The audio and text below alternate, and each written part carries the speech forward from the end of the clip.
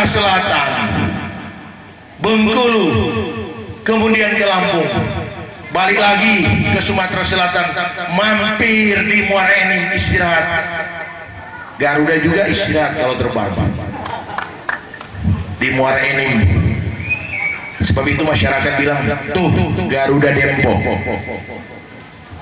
NTB, NTT. Kemudian terbang ke Sulawesi Utara, Gorontalo, Sulawesi Tengah, Sulawesi Selatan, Sulawesi Tenggara, ke Maluku, Maluku Utara. Berhenti dulu Garuda, lihat apakah ke Papua atau ke Kalimantan Timur, Kalimantan Selatan, Kalimantan Tengah, dan Kalimantan Barat. Seluruh provinsi di Indonesia, Garuda terbang untuk melihat apakah rakyat Indonesia sudah sejahtera, sudah makmur, memperbaiki keahlian. Itulah lambang burung Garuda yang luar biasa perkasanya. Burung Garuda ini memiliki sayap 17 bulu sayap, kemudian 80 sayap ekor, maksud saya 80 ekor, dan 45 bulu yang ada di dada, emas warnanya. Itu menandakan 17 Agustus tahun 45 merupakan hari kemerdekaan dari Negara Kesatuan Republik Indonesia. 45 adalah tahun keemasan, karena kita telah keluar dari masa-masa penjajahan oleh imperialisme. Dan burung Garuda membawa pita merah putih, berarti tidak ada satu bendera pun yang dipuja, yang disanjung selain bendera sang saka merah putih yang berkibar di seluruh Nusantara, Sabang sampai ke Merauke. Jadi itu berarti kader-kader Partai Pemersatu Nasionalis Indonesia akan komit, akan tetap bersumpah untuk membela, mempertahankan Negara Kesatuan Republik Indonesia dari Sabang sampai ke Merauke. Tidak ada satu pulau yang akan terlepas. Sejengkal tanah adalah nyawa, darah.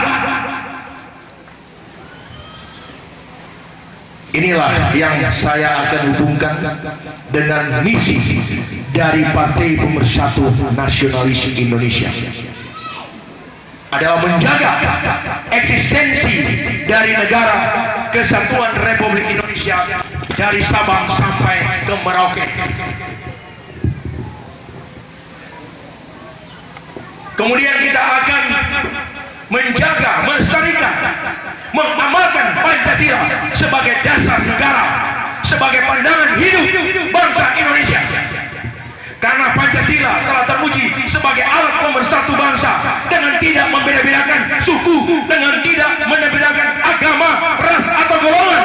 Karena kita adalah bangsa yang satu, bangsa Indonesia yang telah dipersatukan dengan Sumpah Pemuda, dengan jiwa proklamasi 45. Inilah visi dari Partai Pemersatu Nasionalis Indonesia. Misi utama Partai Pemersatu Nasionalis Indonesia adalah melaksanakan ajaran-ajaran Bung Karno.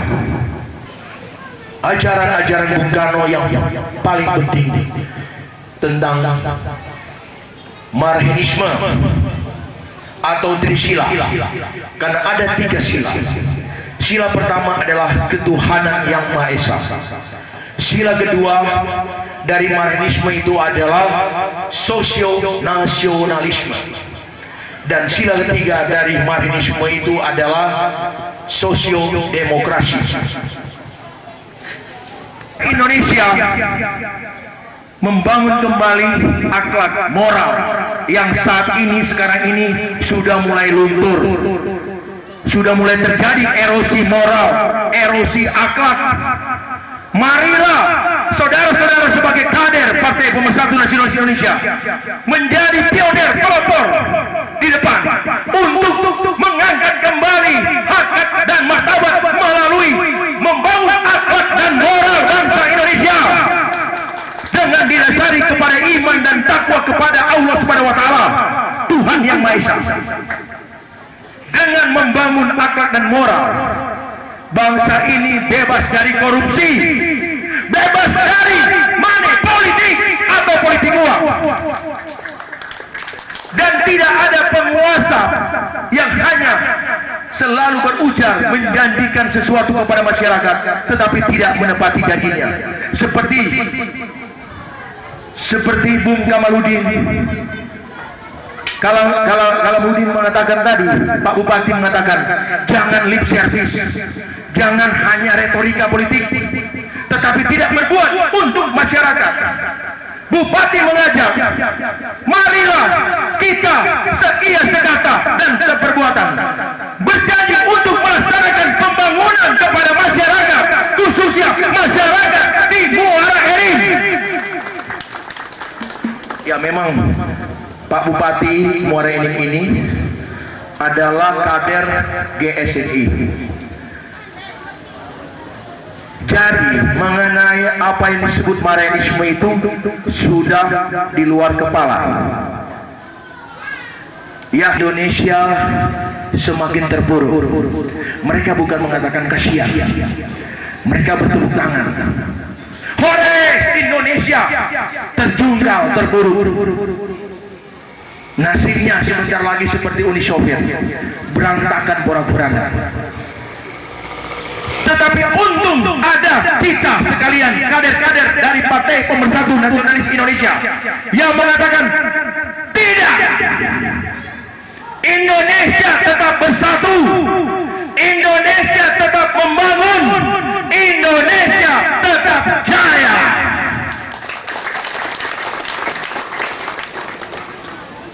Inilah mengkobar-kobarkan semangat patriotisme nasionalisme.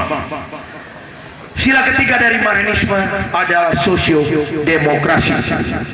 Sosiodemokrasi itu bagaimana kita membentuk atau menciptakan satu masyarakat yang demokratis. Meskipun kita berbeda pendapat, tetapi kita menyadari perbedaan itu bukan menghasilkan satu konflik atau perpecahan, tetapi perbedaan pendapat itu merupakan anugerah karunia dari Allah Subhanahu wa taala, Tuhan yang Maha Esa.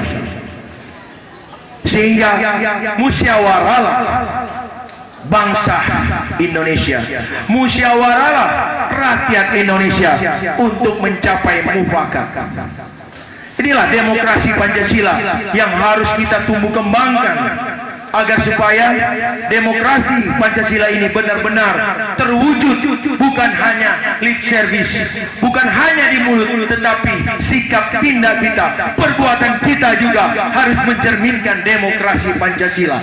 Yang dimaksudkan sosiodemokrasi itulah bermuara kepada Pancasila. Kemudian saudara-saudara sekalian, saudara-saudara sebangsa dan setanah air, ajaran Bung Karno yang cukup penting atau yang amat penting ada lagi yang dikenal Trisakti. Trisakti itu ada tiga kekuatan yang ampuh, tiga metode atau sistem yang ampuh yang dapat diandalkan oleh bangsa kita untuk cepat keluar dari krisis multidimensi. Pertama, berdaulat